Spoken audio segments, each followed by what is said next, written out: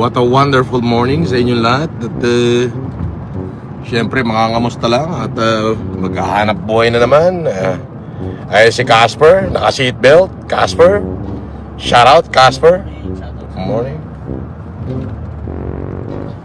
At unang-una higit sa lahat, gusto kong batiin pa rin yung ating mga supporters.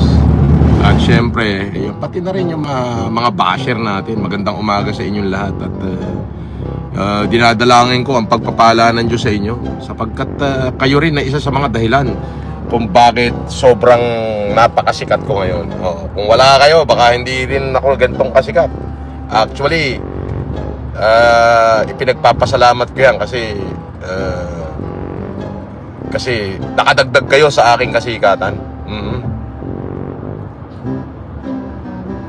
Diba? Hindi, magla-live ako, pero kumbaga parte na lang ng pagkumusta sa inyong lahat ng mga dekalibre. At syempre focus tayo sa hanap buhay at sa humanitarian ngayon,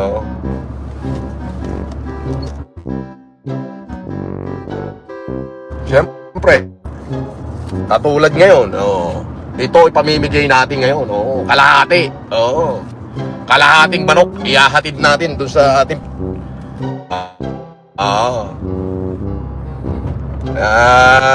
yun nga yun. At least kumbaga, it's a new day, it's a new life, di ba? Ganon, huwag natin kakalimutan magpasalamat sa Diyos. Dekalibre. Yan. Sabi, good morning boss, sabi ni Mark Joseph Villaflor.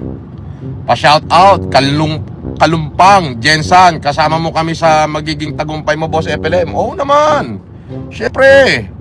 Yung mga taga-Kalumpang, naalala ko dyan, mga 2013, 14, 15, nandyan ako nagsasabong sa hindi pala, 2013, tama, 13, 14, nandyan ako, 2 taon ako dyan nagsasabong ako dyan sa Kalumpang, sa Apopong, yan. Halos lahat, nakakarating pa ako ng Tibuli. Napakasugarol ko noon. Hindi na ngayon. Siyempre, lesson learned yan, lesson learned. Yes. Yes, sir.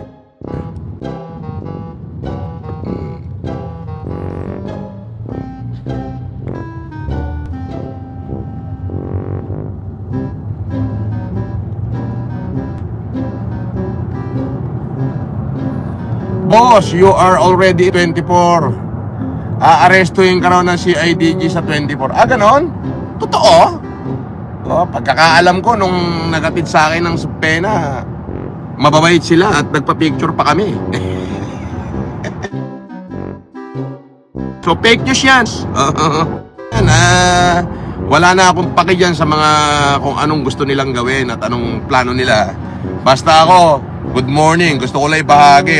Ito, kalahati ipamimigay natin. Dadaling ko kung saan dapat to mapunta. Ganun lang. Alam mo, meron akong news sa inyo, no? Pag ito'y kompleto na naman pala. Yung mga nagninegosyo ng yung paihi ba yun? Abay, hindi ko muna sasabihin. Meron palang vlogger dito, illegalista pala to. Doon pala kumukuha ng panchicha ito. Sa paihi, ng gasolida. May nakakausap kayo baka kasama niya. At saka yung mga tauhan. Pero sabi ko nga, tapos na tayo dyan. Hindi ko na to kakalkalin at ayoko na tong i-expose. Pero masarap sana itong dalhin sa DOTR, Department of Transportation, tapos Department of Energy, para birahin sila. Pero hindi na. Okay na ako.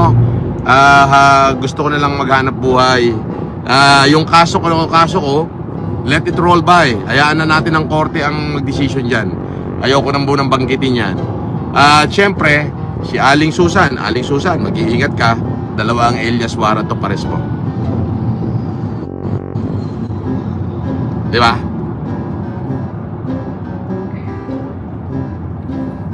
So, ganun lang mga kapatid, mga katropa pips. God bless you and more power. Hindi na natin pagtatagalin itong live na to.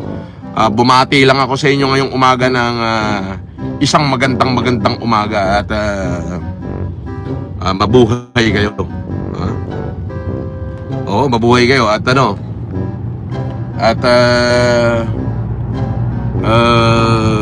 panalangin ko magtagumpay kayo. Nga pala, si Taragsit, grabe ha. Si Taragis ha. You are not Marcos Scammer! Scammer. Ako ay ex-convict, convicted criminal at scammer.